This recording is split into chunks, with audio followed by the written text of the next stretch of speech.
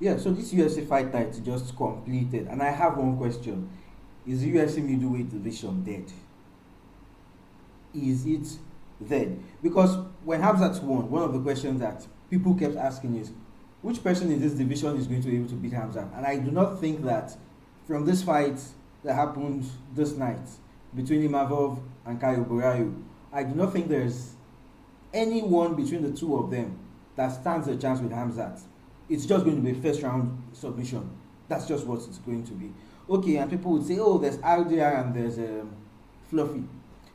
I do not think they are up to the caliber of Khamzat. But let's see what happens in their match. But before we discuss the outcome of the main event, let's look at all the other fights that happened from the prelims. Shona Bannon versus Sam Hughes was a submission win in the second round. I did not particularly watch this one. Andreas Gustafsson versus Rina Fakret-Dinov, first round TKO. I also did not watch this one, so I cannot particularly comment much about it. But Brad Tavares versus Bruce Robert, let's say Robert. I'm not sure what was Brad Tavares' approach to this match. I'm not sure what it was, and I feel like coaches should begin to tell fighters that whenever they are consistently on the back foot, they are losing. Because the first time that he was tagged, he was on the back foot. This was in the first round. The first time he was tagged, he was backwards to the cage. The second time that led to the TKO, his back was to the cage again. So I'm not sure what was, the approach to winning that fight. If for 3 rounds you're fighting with your back to the cage, I'm not surprised you lost this one. So, as some people would say, oh, you're not the fighter, so you don't know what it means. You don't know what it involves for you to get your back off the cage. You know what it means to push your opponent forward. I understand that, but from what I see, from just watching the matches, honestly, once I see a particular kind of thing, I can tell that this person is not going to win this match. Now, even if the striking is equal, for the fact that you are on the back foot, sometimes the judges even score it in favor of your opponent. Reminder, DDP versus Strickland, their first match. So many people can argue that Sean Strickland won that match. Okay, if you look at the strike differential, it's in favor of Strickland. If you look at damage, it's in favor of Strickland because DDP did not look like someone who had won a match after that fight. But DDP was given the win. Why? The only explanation I have for that was that Strickland was consistently on the back foot, and that was the only reason why Strickland won that, lost that match. Obviously, the second match was shit, but that's that. Sam Patterson versus Trey Waters. I was not sure what weight class this was because Sam Patterson actually looks very lean, but I believe that it's probably a natural welterweight, right? It's not maybe someone who's like light heavyweight natural, walks around 205 and cuts down to welterweight. It looks like a natural welterweight, but this was a good win for him. I don't have much to say here. In the next one, Harry Hardwick versus Kari Fernandez. Kari Fernandez won by leg kicks. Like he just destroyed the guy's legs and he couldn't stand up again. So this is probably another person that has won by leg kicks in the likes of Edson Barboza and Khalil Roundtree. Well, Khalil Roundtree when he fought Modestas because Cass. Some of these names are quite difficult to pronounce, by the way. So that was an oblique kick. But this one, it was a calf kick, right? And Edson Barboza has like 2 wins by this. I think Jose Aldo also has a win by this. Martin Tibura versus Ante Delija. Again, there are some times that fighters are fighting and you don't even know what is the plan. How do you intend to win this match? Sometimes it's not clear because you're not sure why they are doing what they are doing. Some of the choices that they are making during the match can be very, very questionable. There was a takedown that Martin Tibura was chasing in this match. You had lost it. It was clear you had lost it, but you were forcing it. Shortly after that, it was TKO'd, so not much to say there. Umasi versus Brenson Ribeiro, another round one TKO. Now, if you look at the prelims, they are all finishes, five of which are first round finishes. So this was a solid prelim card, one can call it that. Let's look at the main card. William Gomez versus Robert Ruhala. I was pronouncing this Ruchala, the commentators were pronouncing it Ruhala. Whatever the case is, Robert versus William Gomez. Robert Ruhala had he showed that he probably had a better wrestling, but his problem was keeping William Gomez on the ground. Okay, in the striking, William Gomez was obviously better. But there was something that Robert Ruhala was doing that I am not sure why he did not continue doing that, and that was the tip kick. When he threw the tip, he was landing it. There was a time he threw it like 2 or 3 times in a row and he landed all 3. So I'm not sure why. Maybe he just wasn't confident, or he did not want to be countered off that kick. But shit happens. The next one, Axel Sola versus Rhys McKee. Axel Sola is was his debut in the UFC. Rhys McKee has fought a couple of times in the UFC now. Rhys McKee is from Cage Warriors. And this looks like a bad stoppage. But the commentators argued that from the angle of the referee, Hebdin, it was a good stoppage. From the angle which he must have seen the fight. And they showed the angle which the referee would have been looking at the fight at. And I somewhat agree with what they say, that the referee, from where he saw it, looked like it was a good stoppage. But, well, shit happens. Axel Sola was definitely losing this match if this fluke win did not happen. Yeah, he hit a body shot that actually dropped Rhys McKee. But Rhys McKee, while on the ground, was defending himself intelligibly. That's the word. He was defending himself intelligibly. But because of where he was, Hebdin could not see him. What Hebdin could see was that Axel Sola was landing shots. But, well, that's happened. I would say that Axel Sola still has a lot of work to do. His display in this match was not very encouraging, I must say. Borralho versus Mason Jones. Now, this was a comeback win for Mason Jones. Borralho dropped Mason Jones in the first round badly, but Mason Jones came back and knocked him out.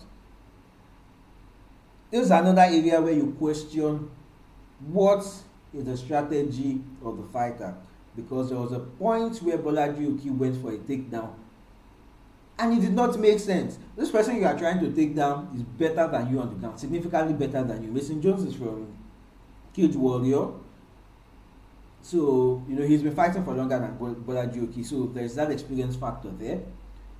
But also, it was already clear in this particular fight, this guy is better than you on the ground. So there was no, Uncle Borralho, what were you doing? Uncle Borralho, what were you doing? There was no explanation for that takedown that you shot.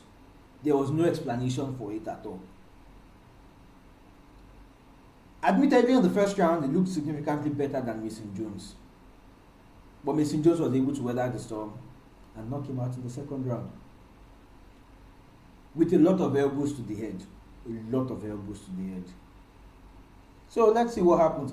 But, I would say that Borralho would most likely not be caught yet from the UFC. And my reason is that he has had 4 fights in the UFC. Win, lose, win, lose. Had it been that he has lost 2 in a row, then... Now, in fact, if you look at most of the Cage Warrior fighters that are on this card, I would say for Rhys McKee and for, I think, Mason Jones also, this is not their first time fighting in UFC. They had fought in UFC before now, and they were caught. And most of the time, it was after just 2 losses. Jordan Vucenic, who was caught recently, was after 2 losses. Well, those were his only 2 fights in the UFC, but he was caught after 2 losses. So, yeah, he has 2 losses, but they are not consecutive losses. So I believe that he most likely is going to get 1 more match, and if he loses that, bye, bro. The next one would start Bukauskas versus Paul Craig. There's a lot of fights that you probably know that Paul Craig is going to lose.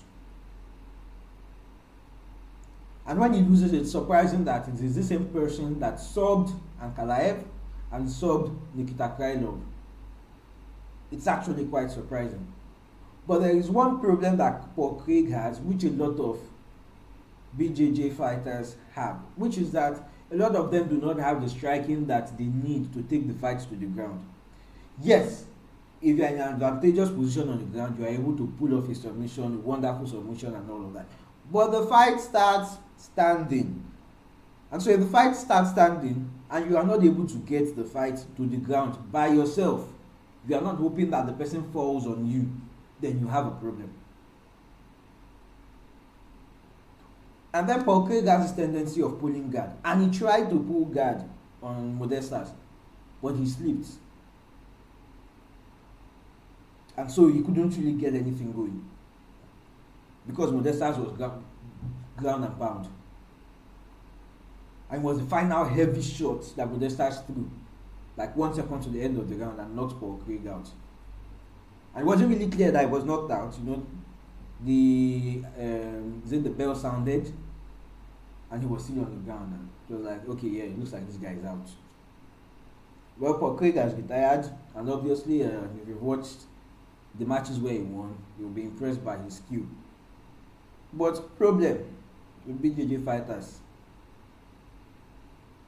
you need some sort of striking to be able to get the fight to the ground.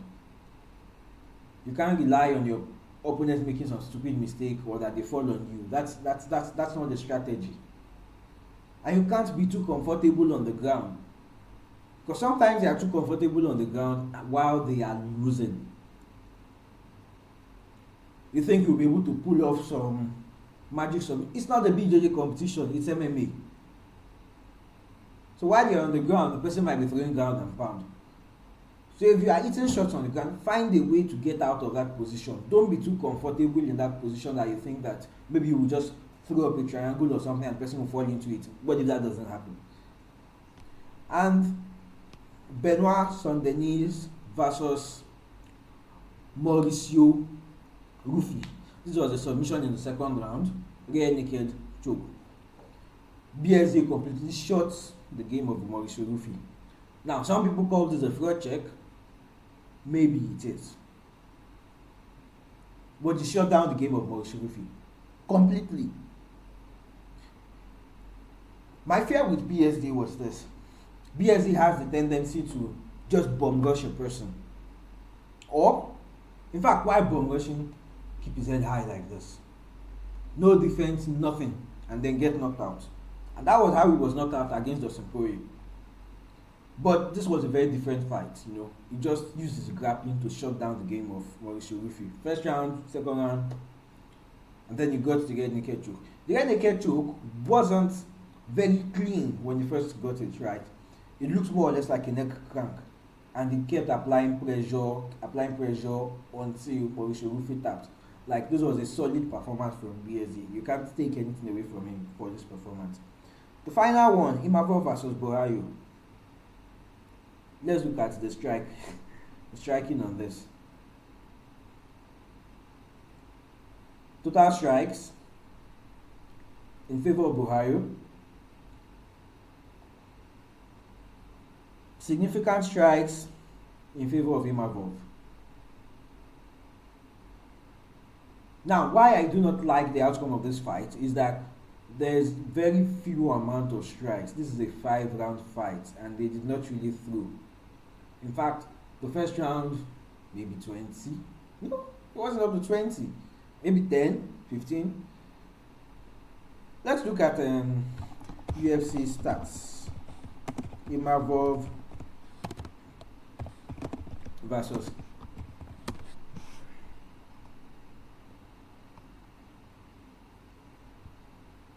per round. 10 of 18 to 6 of 12, 13 of 26 to 7 of 30, 13 of 31 to 17 of 38. It was in the later rounds, from the third round, that's when they started picking up the tempo. And I feel like even a compromised Justin Gaethje threw more and landed more on Max Holloway than this.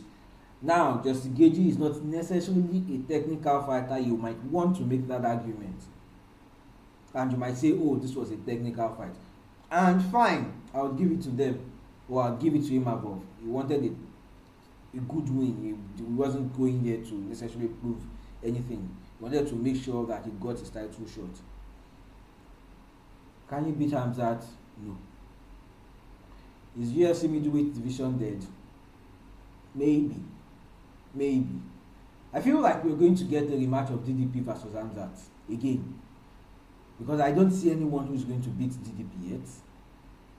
Not with this performance from Borralho and Imavov. I don't see anyone who's going to beat DDP yet. And I don't see anyone who's going to beat Khamzat. Now DDP has not necessarily said anything since his loss. He has not said who he would want to fight.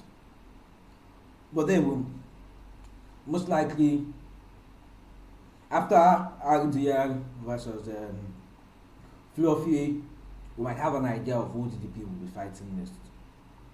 But till then, let's see. But I don't think the middleweight division is in a good place currently. And I hope that things change soon. Let's see what next week has to give us in terms of UFC itis. Next week is going to be Diego Lopez versus Jean Silva. Now, two fighting names have lost on this card, Mauricio Rufy and Caio Borralho. Will John Silva be losing also? We don't know yet. Let's wait till next week. We'll see you another time. Bye.